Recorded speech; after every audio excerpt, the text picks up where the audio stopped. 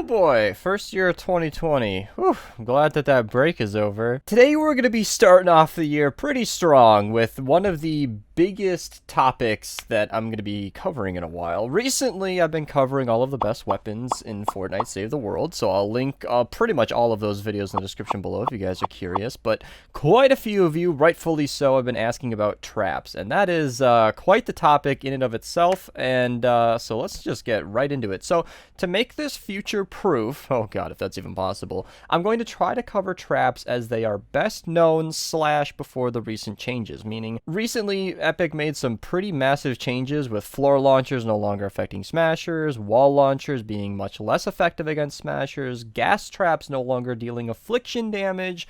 There have been a lot of changes to these different traps, but I still think the actual, usefulness of these traps and tier lists, if you will, are still kind of intact, meaning like the gas trap, even with its nerf, is still amazingly powerful, and I'll be talking about the traps and their usefulness separate from the recent changes, so that this will be a useful guide for anything to come, and I'll try to comment below and pin something if anything here changes that is major. So we're probably going to be going alphabetical here, because right off the bat is one of the recent changes that was, in my opinion, one of the better trap changes, and probably the only good one, seeing as every other change was a nerf to traps.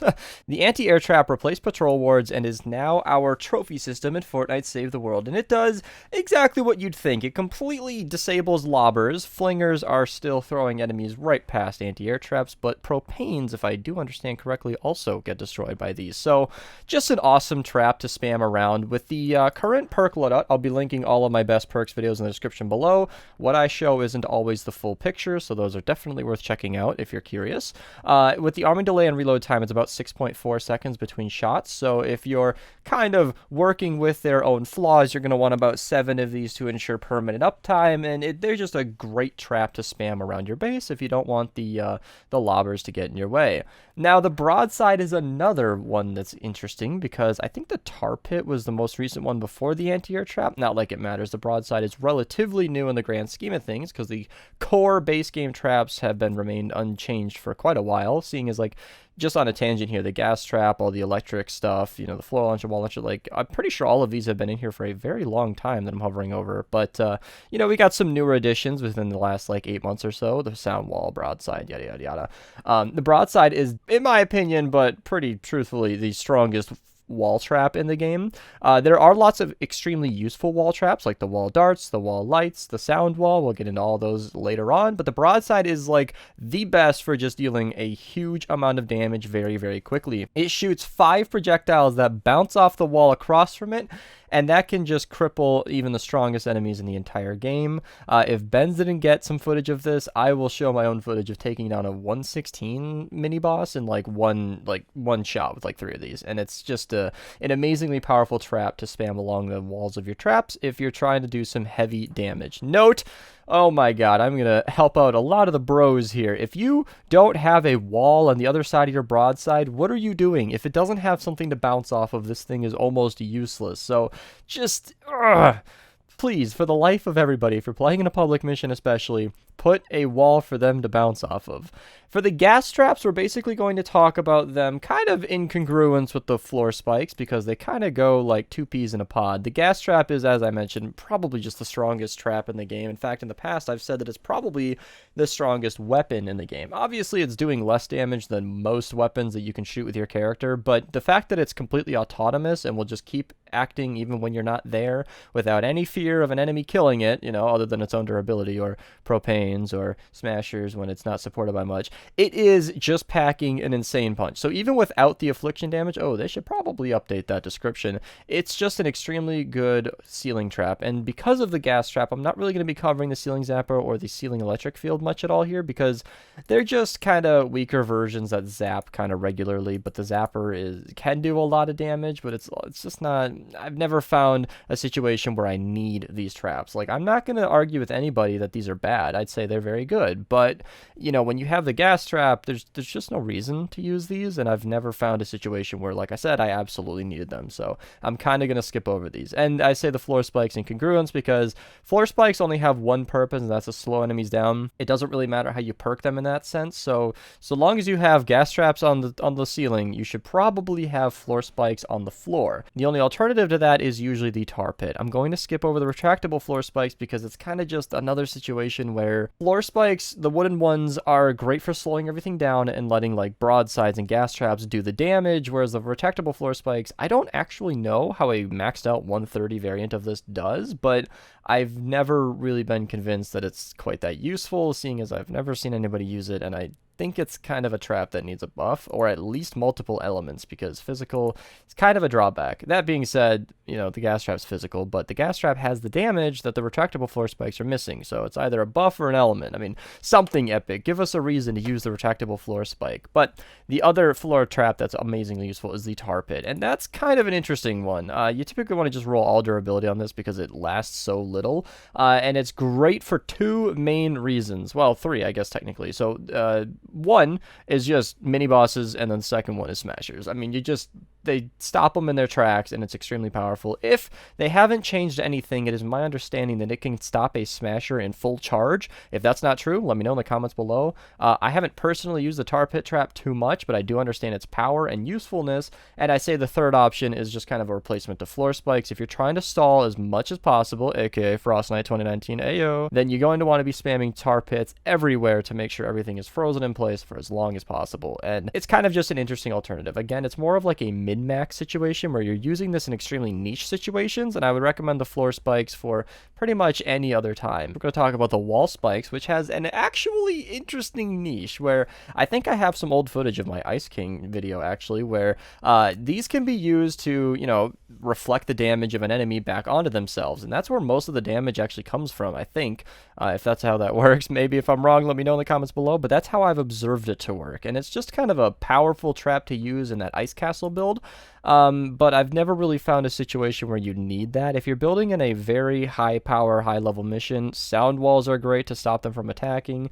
Wall launchers are great to push them back into the tunnel. Even a broadside is great to just do, you know, more damage than a wall spike would do. But it has its uses. And then to keep with the wall theme, let's go to the wall lights, which is just a fantastic trap for stunning stuff into place. What more can I say? I mean, it stops them in their tracks. It's kind of like the tar pit, but on the wall. Just kind of nice to have.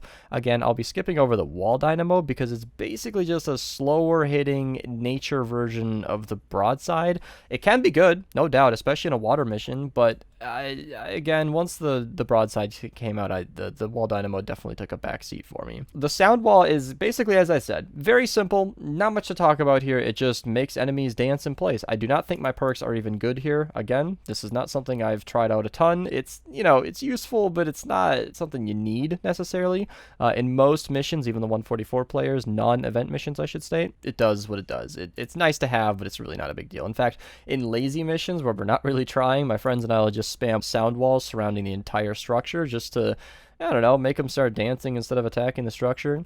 What's extremely useful and hands down my most favorite wall trap, including the broadside, is the wall launcher, because the wall launcher, if used correctly, simply just pushes enemies either off the map for a one-hit kill or back into your trap tunnels to double, triple, or even quadruple their time inside of a tunnel. I say that because I've observed in the past slow enough smashers, which when pricked by floor spikes that actually slow them down and snare them, which stacks on top of slowed and snared perks, which mean your hero and your weapon separately, you can almost freeze an enemy with that, just saying. When it's affected by a floor spike, I've seen enemies, you know, like a smasher, go through a trap tunnel up to 4 more times. By that time they're usually dead. The wall launcher just keeps them inside of the tunnel for much longer, and you know, it's not exactly doing damage itself, but it's making them spend so much more time inside the tunnel that not only does it delay their effectiveness in actually getting to your base, but it makes them spend more time in the tunnel dealing more damage. It is just a fantastic support trap where many newer players might not care about this. I didn't for the longest time, but then I got better at building trap tunnels, and I realized that the wall launcher is secretly one of the best traps in the entire game. And so was the floor launcher before the nerf. It's only,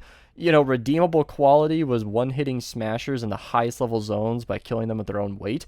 Like I said, with recent changes, that's kind of not a thing anymore, and they're just kind of, I don't know. I don't think they're that useful personally. You might have a better opportunity for it. I know that they can be used just like wall launchers to fling stuff off to the side and off the map and into death pits. I mentioned all of that in my floor launcher video in the description below. I'm just still not convinced that this is something you really need from normal missions. What you do need if you take a lot of damage is a campfire. And the campfire I mentioned because the other healing trap, I don't even know what it's called to be completely honest. It's just kind of a much weaker version, much more expensive version than a campfire. I've seen the healing pad maxed out with all healing, do next to no health at all, and the campfire is extremely cheap materials. We spam them down. You can't get healed by more than 2 of these at once anymore. Flashback to my old video healing from 16 of these at a time. It's still very, very effective even with just 2 of these. I use these in the Storm King fights all the time. I did mention that the wall darts were actually pretty good as well, and they're basically like the broadside, but they do have quite a distance, so I believe they trigger at up to like 3 tiles or more, and then they shoot like 4 or 5 tiles in effective damage. So wall darts are a fantastic thing to use when I used to play Exploding Death Burst missions. Now they've been changed to Exploding Death Bomb, where the fatties and the riot shielders, and I think the propanes all drop a bomb when they, I hate that modifier. If Epic could remove anything, I don't queue missions with Death Bomb, but if there's a very good reward and we really want to weather the storm, we use constructors. But wall darts are a great option because they die far enough from the build to not actually do any damage. That doesn't always work in exact theory, but it is kind of a nice thing to have. Like I said, I love the wall darts. They're great. Shout out to Donna, a friend of mine, and she just loves the wall darts. But it's not, if you can use the wall darts, you can probably get away with the broadside. And that pretty much covers all of the best traps in Fortnite Save the World. There aren't too many like meta relevant ones to talk about. Obviously, the Defender post is a very unique thing that's technically classed as a trap. Defenders are great. I use sniper defenders all the time, but I believe that defenders are their entire own other video if you really wanted to get down that rabbit hole. So to mention everything I didn't talk about, I don't usually do this for normal weapons, but I believe that there are few enough traps to where I could get this out of the way pretty quickly. Boost pads are just for fun. Player jump pads are just to send your friends off the map. Jump pads are nice. They're nice. I don't know why we don't use them more. But the floor freeze and the flame grill trap, you can see I have them favorited because I've always wanted to try these out. But the flame grill trap is basically like the tar pit, but it doesn't freeze them in place. Seeing as when you shoot the tar pit, it actually burns up the enemies, and that's where a lot of our durability goes. It's just kind of good for nature missions if you want something unique, and the floor freeze trap is actually quite effective in my experience. Again, as I always say, it might not be that needed. I've never needed a floor freeze trap. I've never lost a mission and thought, gosh, I wish I had a floor freeze trap. I have lost missions and wish I spammed gas traps. You see the difference? But it is something that's extremely useful because when they are frozen, they do take more damage. So if you really have hard enemies that you're trying to kill, the floor freeze could come in clutch, and it's definitely something worth leveling up. And that just about covers all the traps in Fortnite Save the World. All of the best ones, I should say. I mean, a lot of the traps are extremely useful in this game, and I love that about this game. Traps are some of the most interesting things in the entire game, and I really do feel like a lot of the lower level players don't fully understand them because how would you? Some of them are very, very confusing. Trap tunnels are not exactly intuitive to someone who hasn't been shown the way. But I hope you guys enjoyed this video. If I got anything wrong, let me know in the comments below. If you think any trap needs to be better represented in a format like this, then let me know in the comments below. I don't know everything, but, you know, neither does the next guy. So hope you guys enjoyed this video. Congrats on the new year, everybody. New decade. Let's go. Thank you guys so much for watching. Have a nice day.